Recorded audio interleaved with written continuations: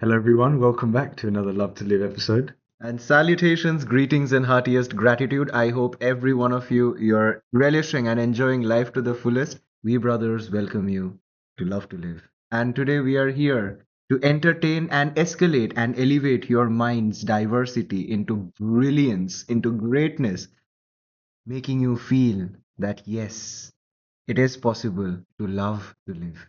And today we are speaking about Today's topic is going to be perseverance. How can we stay perseverant? I'll start that off today with a story.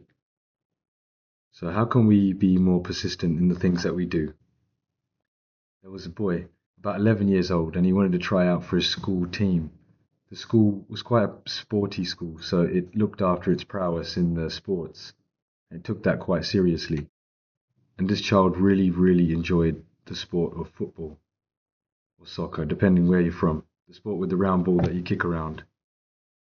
And he wanted to try out for the school team. So there was tryouts for an entire week to fill up a team of essentially 11 starting players and 5 or 6 substitutes.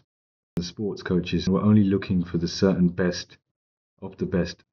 By Monday and Tuesday, a couple of the mates of his started to get signals and calls from the coaches saying, "Keep it up, you're playing well. We like what we're seeing."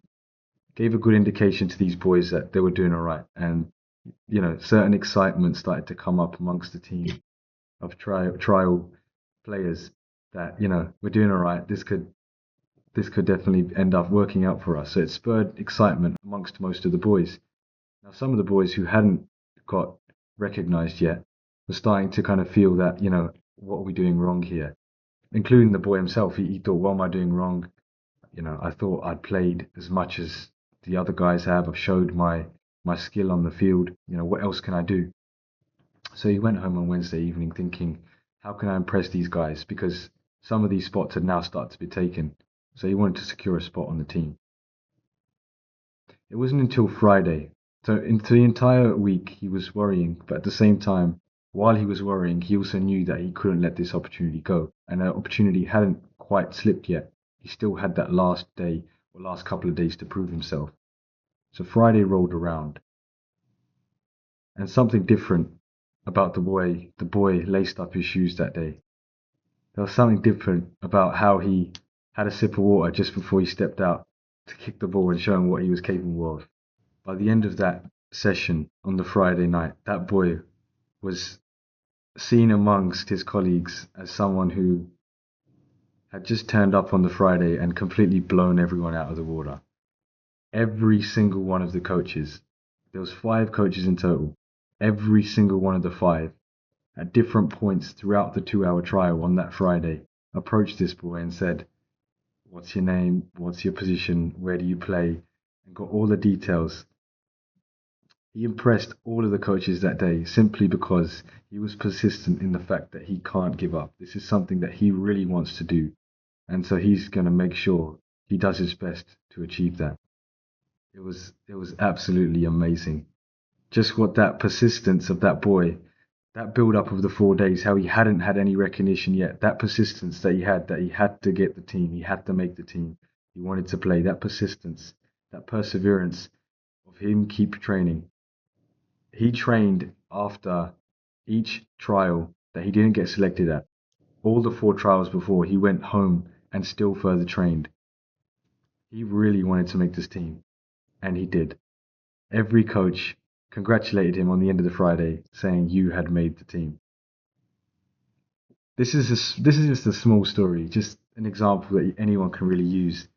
That if you really want to do something, and if you stick to it, the more you stick to doing that thing, the more your chances increase, and the more successful you're going to become. Now, the act of perseverance might seem quite narrow-minded. I'm persevering towards doing one thing. But the fact that you're training yourself and you're staying disciplined in your perseverance trains you as a human who can then do more things consistently with more strength throughout your entire life. And you can apply that to everything you do. This boy gained something valuable. My work, my effort, the amount of time and energy that I put into what I'm doing, it will go in the direction that I want it to if I continue to put in the time and energy and steer it in that direction. So it could be in football, it could be in your work, it could be in financial gain. Whatever it is that you want to do, if you persistent in that thing that you want to do, I have a strong understanding that if you put certain effort in, you will reap certain reward. So what you put in, you get, and what you give, you also get.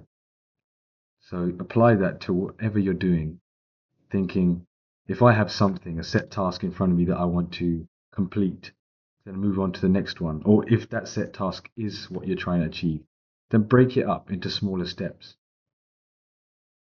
Treat it that, okay, today I did this, then the next day I did X amount. As long as you're making progress towards that, you're persevering. If it's something small and can be achieved in a day, then try to break it up in chunks.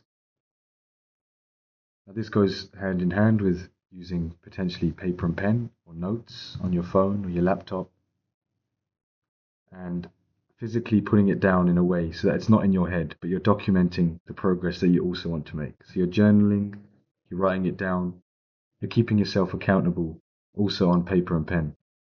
And this adds to the strength of your perseverance. Now, in the boy's case, he didn't use a paper and pen. He used it as he used quite literally the field that he lived near to go and train and practice. I have to go and train and practice. It's something that he mentally then said to himself because I haven't achieved what I want to yet. I feel like I need to go and train and practice to do so, then I'm going to go and do that. Now, we can all say it in our head to a certain extent. If you've got a certain drive and a certain attraction to that thing that you want to do, and if it's strong enough, then that's pretty cool. That's an amazing thing in itself that you have this certain strength that you want to achieve something. But if it's not that strong or you're not as passionate about it as you would like to be, you can increase your passion towards something that you want to achieve slowly, slowly as well. And this is where writing it down and then being able to document your own perseverance, that's the real magic. That's the real magic. You get to see how far you've come. And journaling allows it to be put on paper so you can see more clearly rather than keeping it up in your head. So, perseverance is something that we can all kind of think about. What does that word mean? And how can I become more persistent in doing things that I want to achieve? How can I become more persistent in having a happier relationship with a friend? How can I be more persistent in making certain financial decisions that lead to more financial prowess and progress? It could be in anything. But play around with the word of persistence and see how you can apply it more to your life. For me over here, persistence kind of brings in patience and prayer, and obviously practice, practice, practice. It reminds me of a beautiful story from my childhood. It was a story of a crow. So the crow was very thirsty, and the crow was looking all around. It was exploring, it was flying everywhere just in search of some water. And then the crow finally came across a place where he found there was a huge mud pot. And in that mud pot, absolutely at the bottom end, there were some few water left. So the crow, he was so thirsty that he wanted the water anyhow. Now over here, he worked hard as well as worked smart. How did he work hard and how did he work smart? First, he analyzed the situation, he analyzed the problem, he knew what he wanted. Now, as because he knew what he wanted, he was very clear in his focus, he was very clear in his vision. This is the water. I want the water. Why? Because I want to quench my thirst, I want to quench my hunger. His goal and his vision was the water. His hunger and thirst drove him to find the solution of the what. That is how. He knew what he wanted, now he just needed to find how he would get that. He looked around, whatever possible resources were there. So, one of the possible resources he found across was pebbles and stones, small. So, he picked up all the pebbles and started putting it into the pot. And as he started doing that, the water level started rising, rising, rising, rising, rising. And when the water was almost at the brim and it was a suitable position from where he can start drinking, this is how the crow absolutely met with success.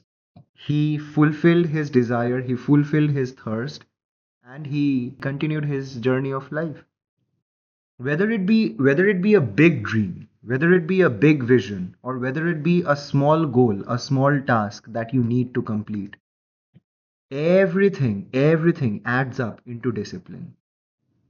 You have to practice, you have to persevere, and obviously patience with yourself, patience with your surroundings, and patience with the process. Trust the process, trust yourself. Even the greatest of minds have said, simple things, when practiced simply with great devotion, gets the power to even crumble the mountain. Over here, the crow's hunger must be your hunger. The crow's thirst must be your thirst. You must be thirsty and hungry enough to achieve your vision, to live the reality, to make your dream meet reality, right? And obviously, start simple. The first step is to take the first step. Absolutely. The fact that you want to achieve something, that's the drive, right? I want to do this. So now you can sort of mark out the end goal. This is what I want to do. I have a creative or a passionate or some kind of emotional drive to now achieve that thing that I want to do. That is the starting key step to realize that there is something you want to do. Over here, adding on to it, very beautiful point that Vire brought up, that is drive. Sometimes I have heard from friends that they lack drive. They are sometimes a bit blank in a confused state. My mentor has taught me one thing. If you have no idea what to do, read, listen to podcasts, listen to Love to Live, listen to different other big minds whom you think can inspire you, or who is an expert in your profession, who is an expert in your field. Listen to them, listen to their experiences, gives you idea. Once you have idea but do not know how to implement, read books, see like nice tutorials. Start with something very simple. Get yourself into a class or get yourself into a coaching session. And finally, you have the idea, you have the drive, but do not know how to do. Start simple, join a group, discuss with your friends, discuss with your parents, discuss with mentors who are already an expert in the field. And the first step definitely is always to taking the first step. Absolutely. Definitely. You have something you want to do. That's the drive. You're now in the process of figuring out by testing out different ways of how I'm going to achieve that. Not everyone knows the exact direction of how they want to get to where they want to get to. They just know there's something I want to do. We'll figure that part out first. And then we'll kind of explore, like Vida mentioned, we do a bunch of different things to kind of test out what method works for us. As you're persevering, you will see successes. Imagine up and down, up and down. You're going to be up. You're going to be feeling the up sometimes. You're going to be seeing the success that you're now creating by the actions you're starting to take. But then also there's going to be down periods as well where you're going to feel like, is this working? I'm trying, it's not going the way I want it to. Those down moments, that's where your strength of perseverance is tested. That's where you can really see if this is really something that I want to achieve. In those down moments, it's something that you get to ask yourself. You get to have a question to yourself that is this really what I want to do? Even in this moment of not as much success I'm seeing reflected to me. And it's that moment where you're then persevering through these challenging, more challenging times that you will then ultimately see more ups. But life's going to be full of ups and downs. So you just got to True. remember that you're persevering to something that's beyond this. You want to achieve something regardless of ups and downs.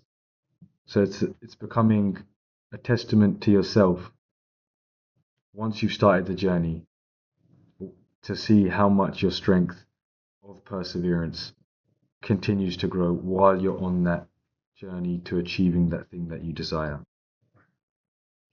This reminds me of a beautiful, beautiful quotation I read when I was a child. So this person says, even in an ECG, if there is no ups and downs, that means you're dead. And this is a beautiful philosophy of life. That is to live is to learn, and to learn is to live. And the more you learn, the more you earn, right? And yeah, there is no right way, there is no wrong way. So there is no right and wrong, but your persistence is something that will always make you strong. Just live it, try it, experiment it, believe it. Believe in yourself. Be absolutely clear about your focus and your goal. And that's it. This is the entire story of how you can achieve your goal your own way. Because your way is going to be your uniqueness, your originality, your signature. Enjoy that. And any viewer, anyone that's listening to what we're saying, please reach out and get in contact if you've got a question or you've got a topic that you would like to hear our perspective on. And we're always open to suggestions, any questions you may have. You know, this journey of life is shares a lot of similarities between all us humans.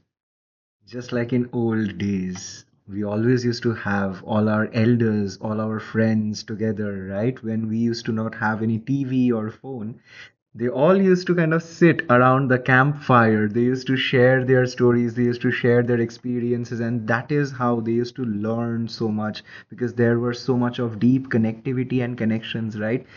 Somewhere down the corner in this present era, we are getting a bit off the balance from this connection. But Love to Live is bringing that connection back. It is trying to bring that connection back to connect with you people. And if some of these stories and some of our experiences even is helping you for 1%, please, we would love to connect with you. Reach out to us. We will share all the details. We would love to listen to your story because we are here, all yours and all yours. So, yeah, please reach out to us, connect with us. Let's grow together, grow together, grow together. Big love. That's love to live. It's something open to everyone. So please reach out, leave some comments, and let's keep talking. This is love to live, and we'll see you all very soon. Big love.